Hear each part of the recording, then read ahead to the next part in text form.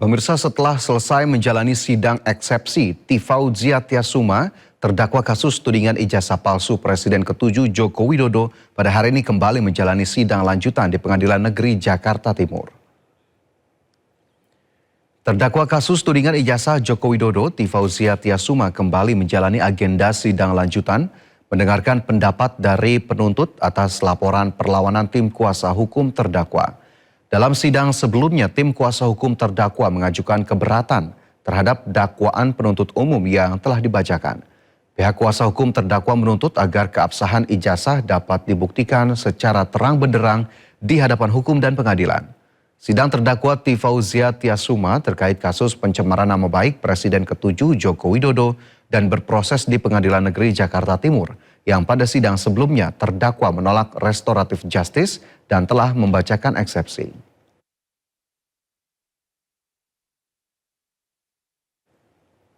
Dan pemirsa, untuk mengetahui informasi terkini sidang lanjutan dengan terdakwa Dr. Tifa, kami telah terhubung dengan rekan Anissa Rizkia dan juru kamera Jaka Samsa di Pengadilan Negeri Jakarta Timur. Selamat siang Anissa, bagaimana tanggapan jaksa penuntut umum atas eksepsi Dr. Tifa?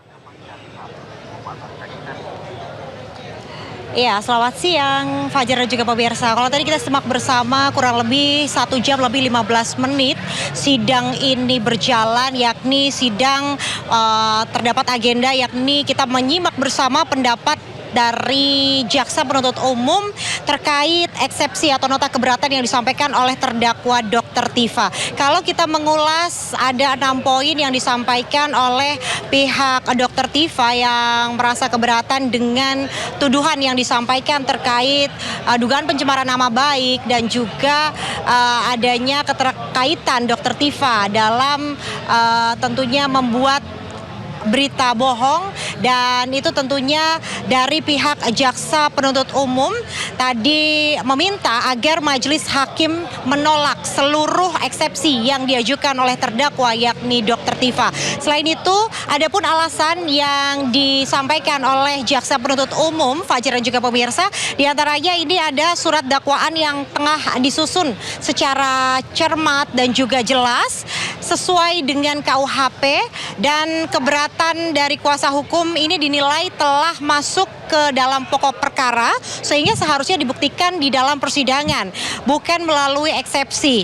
Sehingga Pengadilan Negeri Jakarta Timur ini dinilai berwenang untuk mengadili perkara yang sedang bergulir. Adapun permohonan jaksa penuntut umum kepada majelis hakim ini diantaranya menolak seluruh eksepsi terdakwa, menyatakan bahwa surat dakwaan ini sah dan memenuhi syarat formil maupun material, dan meminta agar melanjutkan perkara ini ke tahap pemeriksaan pokok perkara, dan nantinya kita akan saksikan tentunya sidang lanjutan yang rencananya ini akan dilanjutkan pada minggu depan, dijadwalkan pada tanggal 23 Juli 2026 di Pengadilan Negeri Jakarta Timur. Untuk sementara saya kembalikan kepada Fajar yang ada di studio. Baik, terima kasih Anissa melaporkan langsung dari Pengadilan Negeri Jakarta Timur. Selamat bertugas kembali. Kita ke informasi selanjutnya, pemirsa. 7 bangunan liar dan puluhan lapak pedagang kaki lima di Jalan Kerja Bakti, Jakarta Timur ditertibkan. Bangunan dan lapak ini diketahui berdiri di atas lahan milik pemerintah Provinsi Jakarta yang dikuasai secara ilegal.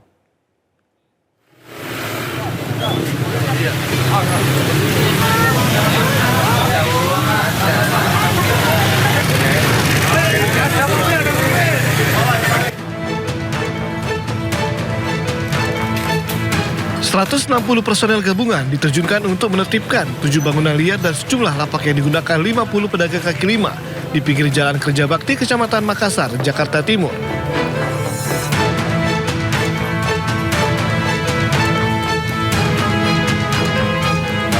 Penertiban dilakukan menindaklanjuti permohonan pemerintah Provinsi Jakarta dan PT Jasa Marga karena lahan yang digunakan pedagang merupakan aset resmi yang ditempati tanpa izin. Bangunan yang dibongkar didominasi gudang penyimpanan barang dagangan pedagang kaki lima, serta beberapa kios dan toilet umum.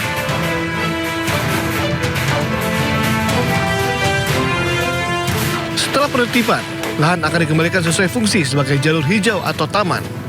Para pedagang diminta pindah ke pasar embrio atau lokasi binaan UMKM Makassar.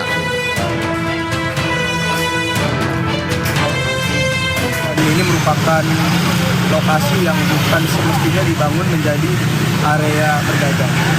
Lahan milik siapa nih? Lahan sebagian milik Pertamanan, lalu juga sebagian milik Jasa Marga yang berada di depan lokasi binaan UMKM Kecamatan Makassar. Berarti nanti dikembalikan ke fungsinya sebagai taman. Dikembalikan fungsi sebagai taman untuk dimanfaatkan sebagaimana mestinya.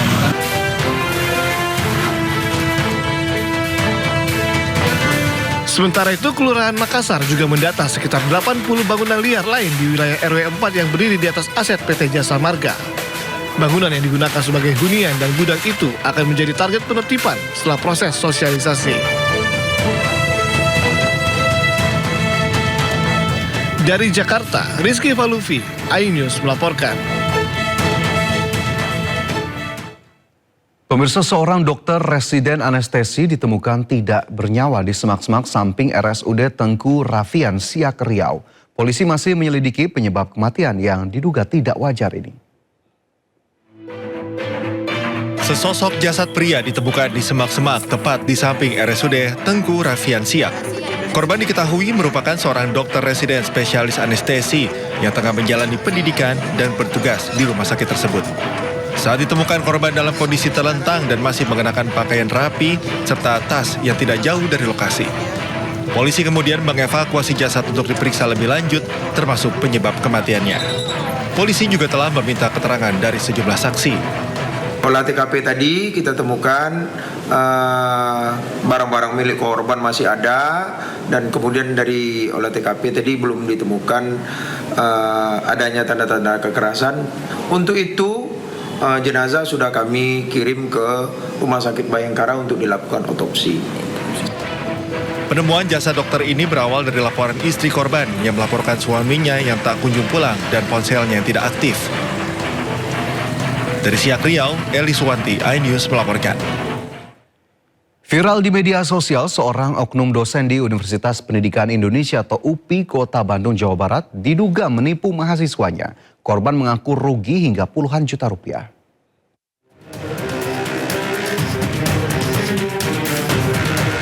Dalam akun sosial media @pl.bioci menggugah postingan dengan narasi telah menjadi korban penipuan yang diduga dilakukan oleh seorang dosen di Universitas Pendidikan Indonesia atau UPI Bandung, Jawa Barat.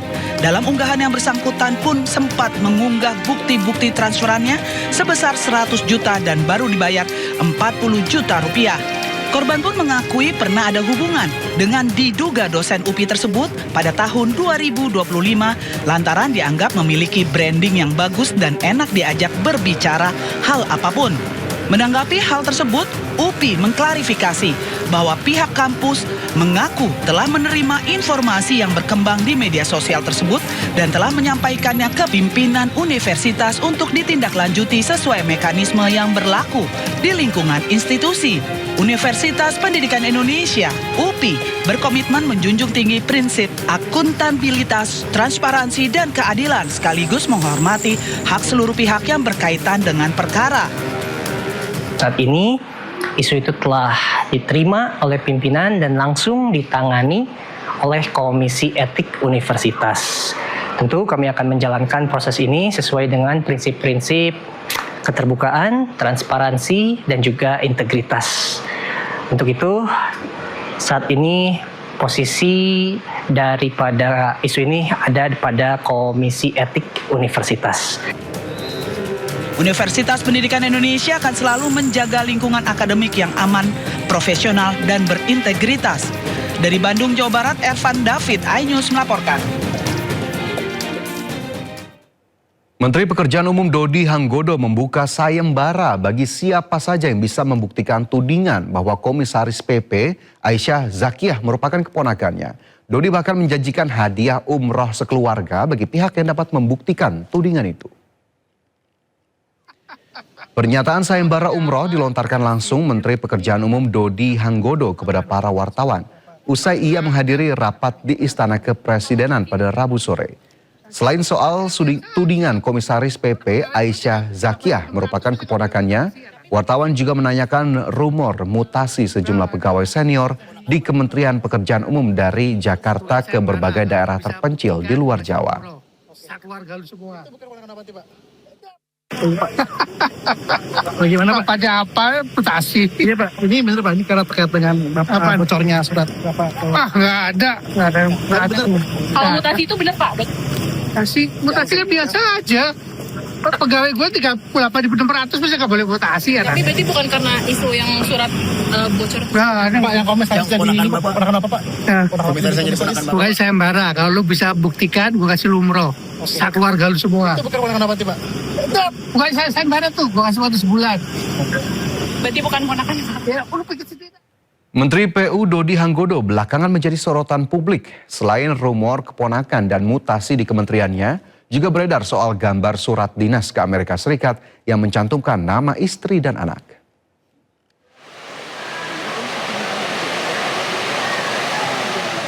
Setelah ramai jadi perbincangan, Menteri Pekerjaan Umum Dodi Hanggodo buka suara.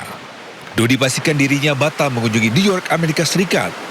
Dodi juga menyebut dirinya lebih memilih meninjau jembatan Enang-Enang di Bener Meriah. Ya lebih penting kesini gue. Lebih penting ke Enang-Enang. Iya. Kalau ke Amerika batal, karena saya lebih pentingkan ke Enang-Enang dari kemudian ke Agam. Gitu saya udah berapa kali ke Amerika.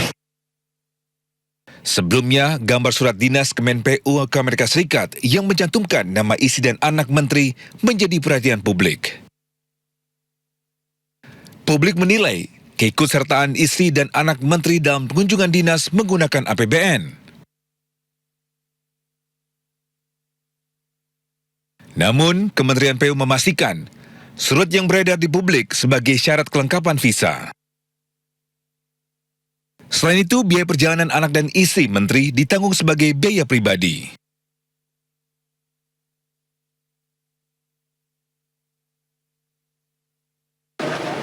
Saat ini, Kemen PU masih mencari pihak yang membocorkan berkas perjalanan dinas yang beredar di media sosial.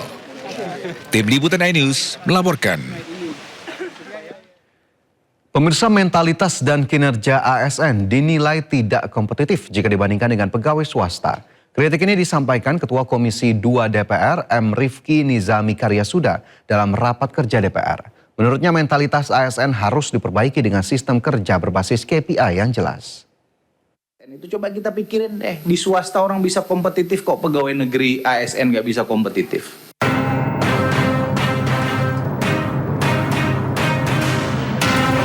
Ketua Komisi 2 DPR M. Rifki Nizami Karyasuda mengkritik mentalitas dan kinerja aparatur sipil negara ASN yang dinilai tidak kompetitif jika dibandingkan dengan pegawai swasta.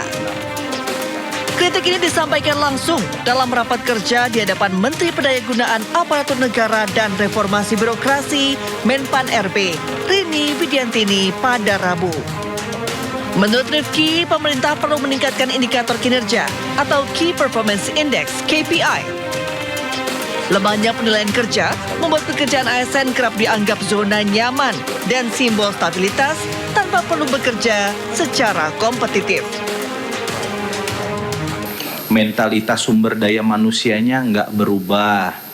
Masih ngabsen, pulang, ngopi, ngabsen, pagi. Kita ke depan mungkin, Ibu Menpan RB dan Bapak Ibu sekalian yang hadir di ruangan ini, perlu meningkatkan sedikit key performa indicator kepada seluruh birokrasi kita, ASN kita. Apakah itu pegawai negeri sipil, termasuk pegawai pemerintah dengan perjanjian khusus. Karena itu ini PR kita semua. Kita kan sudah memasukkan dalam prolegnas RUU ASN ke depan. Agar nanti di RUU ASN itu coba kita pikirin deh, di swasta orang bisa kompetitif kok, pegawai negeri ASN nggak bisa kompetitif. Jangan lagi ASN itu sebagai simbol stabilitas, Bu. Jadi orang bekerja itu memang pakai KPI. Bagus kita pertahankan, nggak bagus ya out. Politisi Partai Nasdem tersebut menjelaskan sistem kerja berbasis KPI yang jelas sangat dibutuhkan untuk memperbaiki mentalitas ASN sekaligus memberikan kepastian hukum bagi kepala daerah dalam mengevaluasi bawahannya. Kepala Badan Kepegawaian Negara Prof. Zudan Arif Fakrullah menanggapi kritik Ketua Komisi 2 DPR terkait mentalitas dan kinerja ASN yang dianggap perlu diperbaiki. Menurutnya pemerintah punya e-kinerja harian ASN sehingga kinerja ASN bisa terbaca dalam sistem digital. Mewadahi kerisauan Bapak Ketua tadi, ASN kita itu sudah bisa diterapkan e-kinerja harian. Jadi hari ini ASN kita mengerjakan apa, itu bisa diketahui. Jadi kalau ada ASN yang malas, dalam satu hari tidak berkinerja apapun, maka bisa terbaca dalam sistem. Nah saat ini sudah lebih dari 100 instansi yang menggunakan sistemnya BKN untuk menerapkan e-kinerja harian. Jadi Bapak dan Ibu mohon dukungan ini untuk Bupati, Wali Kota, Gubernur yang ada di konstituen Bapak Ibu Komisi 2 untuk bisa didorong menggunakan e-kinerja harian.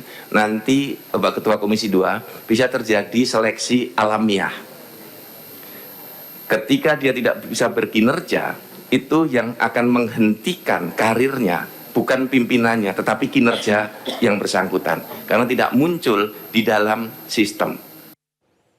Menteri Perumahan dan Kawasan Permukiman Maru Arar Sirait bersama Menteri Agraria dan Tata Ruang, Kepala Badan Pertanahan Nasional Nusron Wahid menetapkan sertifikasi sektor perumahan untuk masyarakat berpenghasilan rendah secara gratis. Rencananya pemerintah membuka program sertifikasi gratis khusus MBR ini dengan total kuota 8 juta bidang yang dilakukan mulai tahun ini hingga 2028 mendatang. Menurut Nusron, ada 3 rumpun yang berhak mendapatkan sertifikasi gratis. Rumpun pertama, masyarakat yang mendapat bantuan perumahan pemerintah berupa bedah rumah sejak 2015.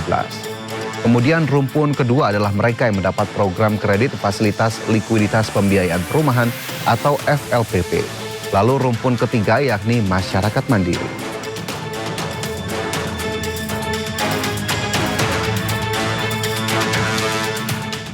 Dan kita juga sudah laporkan terobosan yang paling luar biasa juga kalau pada kita adalah sertifikasi gratis bagi MBR masyarakat berpenghasilan. Makanya tadi BPS ikutan rapat. Nanti kita berkolaborasi juga dengan Kur Perumahan. Hari Selasa jam 1 kita rapat di BRI. Dan nanti agenda berikutnya nanti Pak Nusron yang tentukan. Ya itu adalah suatu karya yang luar biasa, support yang luar biasa dari Menteri ATR BPN bagi rakyat. Judul programnya adalah sertifikasi sektor perumahan untuk masyarakat berpenghasilan rendah. Ini ada 3 rumpun yang berhak mendapatkan program ini. Rumpun pertama yaitu rumpun masyarakat yang mendapatkan bantuan perumahan dari pemerintah. Rumpun kedua bagi mereka yang mendapatkan program kredit FLPP, itu juga nanti sertifikasinya gratis. Rumpun ketiga, masyarakat mandiri. Mereka membangun perumahan secara mandiri, tapi yang bersangkutan masuk kategori MB. Pemirsa, Menteri Koordinator Bidang Pangan Zulkifli Hasan menegaskan bahwa koperasi desa Kelurahan Merah Putih berbeda dengan supermarket. Ditemui di Kompleks Istana Kepresidenan pada hari Rabu, Zulhas mengungkap selama ini banyak masyarakat salah paham terkait keberadaan Kopdes yang dianggap akan menggantikan supermarket atau toko retail modern. Terkait hal tersebut, Menko Pangan menjelaskan bahwa Kopdes berfungsi sebagai off-taker atau penyerap hasil produksi masyarakat di tingkat desa seperti petani, peternak hingga nelayan. Jadi satu, saya ulangi ya, Koperasi Desa Merah Putih sebagai infrastruktur pemerintah nanti menyalurkan bantuan seluruh bantuan, kemudian juga menyalurkan seluruh barang-barang subsidi. Ya, itu. Nomor 2, dia sebagai off-taker. Kalau harga seperti gabah, jagung dan lain-lain di bawah harga yang sudah ditentukan pemerintah, maka koperasi dia bisa off-taker sebagai pembeli dari produk-produk pertanian yang sudah ditentukan harganya oleh pemerintah. Kementerian Haji dan Umroh meminta dana sebesar 4 triliun rupiah ke Badan Pengelola Keuangan Haji. Permintaan dilakukan untuk biaya uang muka penyelenggaraan haji tahun 2027 ke Otoritas Arab Saudi. Permintaan dana sebesar 4 triliun rupiah Kementerian Haji dan Umroh ke BPKH diungkapkan Menteri Haji dan Umroh Muhammad Irfan Yusuf saat rapat kerja dengan Komisi 8 DPR RI. Permintaan dana dilakukan untuk pembayaran uang muka penyelenggaraan haji tahun 2027 ke Otoritas Arab Saudi. Pembayaran ini sesuai dengan ketentuan pemerintah Arab Saudi yang membuka pendaftaran mulai 15 Juli hingga 13 Agustus 2026. Selain kewajiban, pembayaran juga untuk mempertahankan lokasi tenda jemaah Indonesia di musim haji 1447 Hijriah untuk kembali digunakan untuk musim haji 1448 Hijriah. Jumlahnya 8.800.000 sekian, sekitar Saudi Rial sekitar 4 triliun lebih 7 miliar sekian. Tenggatnya kapan Bapak? Apa? Tenggatnya besok dimulai pembayaran. Pola yang dilakukan oleh pemerintah Saudi, pembayaran ini dianggap sebagai bagian kepastian bahwa kita akan ikut mengirim jemaah haji tahun depan. Kalau kita nggak melunasi, kita tidak membayar uang muka, itu dianggap kita mungkin tidak mengirim jemaah haji tahun 2027, sehingga slot tempat-tempat yang sudah kita pakai selama ini akan diberikan kepada negara lain yang demikian juga mungkin nanti jika ada slot negara lain yang selama ini kita anggap baik dan di negara lain belum bayar, kita akan menggunakan slot negara lain.